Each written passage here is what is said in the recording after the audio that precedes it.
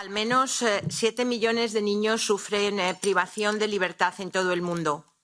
Esta cifra incluye a niños privados de libertad en la Administración de Justicia, aquellos privados de libertad por razones relacionadas con la migración, aquellos que están en instituciones, incluidas instituciones para niños con discapacidad, y también incluye a aquellos niños que están en prisión con sus cuidadores principales o aquellos que se encuentran privados de libertad en el contexto de conflictos armados y por motivos de seguridad nacional.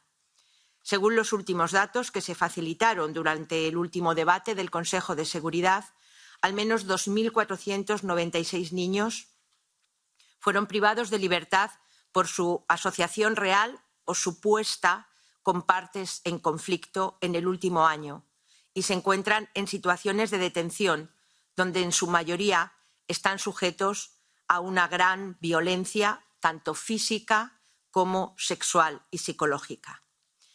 Pero a la vez que damos estos datos, que ofrecemos estos datos, tenemos que admitir al mismo tiempo que lo cierto es que no sabemos cuántos niños hay privados de libertad en el mundo. Y no lo sabemos porque no hay datos veraces sobre lo que ocurre. A veces estos datos faltan porque no tenemos un procedimiento de recogida de datos en marcha. A veces también porque el encarcelamiento de niños, especialmente en contextos de detención, es el gran agujero negro de los regímenes autoritarios, porque se dirige a quienes son más vulnerables, porque se controla desde la infancia y a través, en muchos casos, de la infancia a sus padres.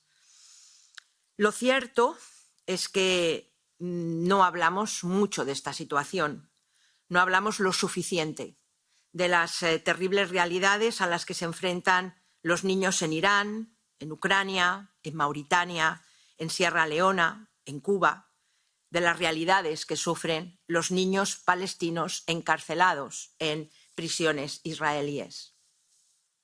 Todos estos contextos tan concretos nos hacen darnos de bruces con esta realidad y por eso creo que es evidente que este Parlamento y desde esta Comisión de Derechos Humanos debemos centrarnos más, hablar más, debatir más sobre esta realidad.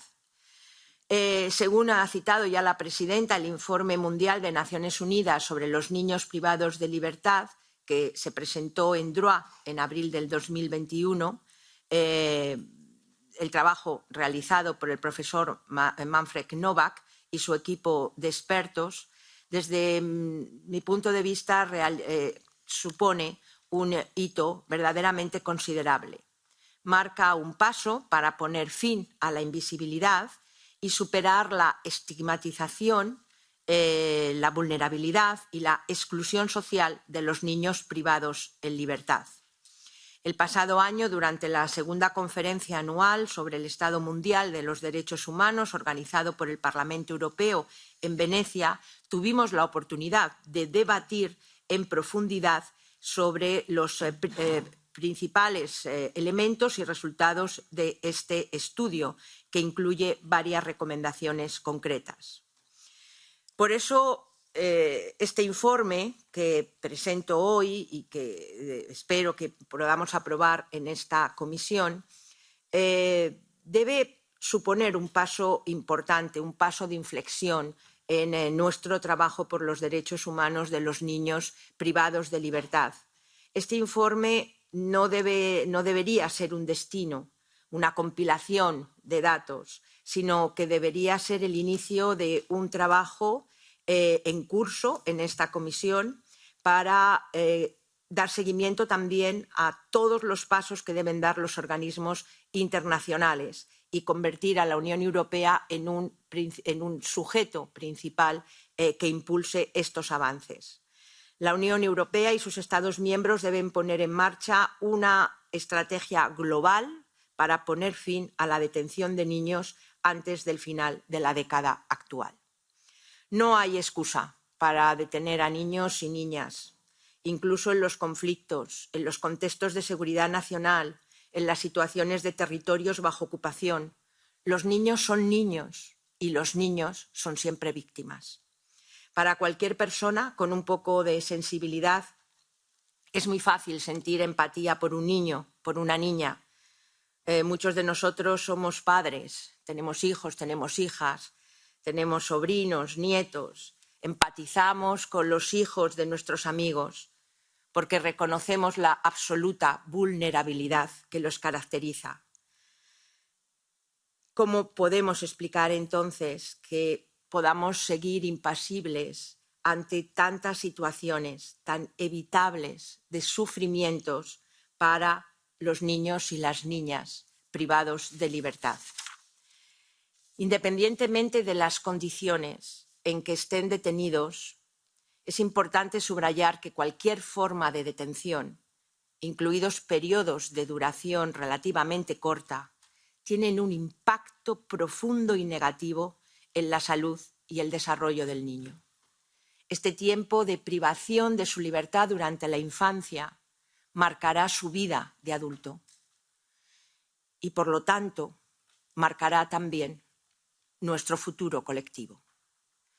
Debemos dejar de tratar con una diferente vara de medir según sobre qué infancia ponemos la mirada, sobre qué país ponemos la mirada. Los niños son niños en cualquier parte del mundo. Los niños detenidos deben ser liberados y debemos poner en marcha programas alternativos que tienen que desarrollarse para reemplazar esta práctica dolorosa y traumática. Como decía el profesor Novak, la mejor alternativa a la institucionalización de los niños es la no institucionalización. Pero, desde luego, podemos hacer mucho más para abordar las causas profundas que abocan a muchos niños a las situaciones que desembocan en su privación de libertad. La Unión Europea desempeña un papel destacado en la protección y el apoyo de los niños en todo el mundo, reforzando el acceso a la educación, los servicios, la salud, protegiéndoles de todas formas de violencia, abuso y abandono, también en el contexto humanitario. Tras las conclusiones del Estudio Global de las Naciones Unidas, tenemos la obligación de reaccionar y garantizar que se erradique la práctica inaceptable de encerrar a los niños tras las rejas. Debemos elaborar políticas más dirigidas concretamente a este objetivo. Y a ello pretende contribuir este informe, que se dirige a la evaluación de los medios e instrumentos políticos, diplomáticos y financieros de que dispone la Unión Europea para dar seguimiento a las recomendaciones del Estudio Global de Naciones Unidas y a los nuevos desafíos que siguen presentándose desde entonces. La Unión Europea debe apoyar activamente, desde un nivel político y también financiero, todas las iniciativas adoptadas por las autoridades de los socios de terceros países, las agencias pertinentes de Naciones Unidas, las organizaciones locales, con el fin de abordar de manera sistemática y holística las causas profundas que conducen a la privación de libertad de niños. La Unión Europea debe aplicar alternativas a la detención de un niño en todas las etapas del procedimiento legal y debe garantizarse el acceso a servicios básicos a todos los niños y niñas. La Unión Europea debe fortalecer el marco jurídico de derechos humanos para abordar esta cuestión en foros multilaterales, incluso mediante el establecimiento de un mecanismo de seguimiento por Naciones Unidas. Pedimos también en este informe que se adopte una lista de la Unión de países prioritarios en los que el SEAE, la Comisión y los Estados miembros intensifiquen sus acciones en apoyo de los niños y las niñas privados de libertad y colaboren con las autoridades locales para introducir o mejorar mecanismos de protección y legislación específica para la infancia. Por último, pedimos que las instituciones de la Unión Europea y los Estados miembros de la Unión Europea tienen que actuar juntos para empezar a reducir el número de niños detenidos y predicar con el ejemplo.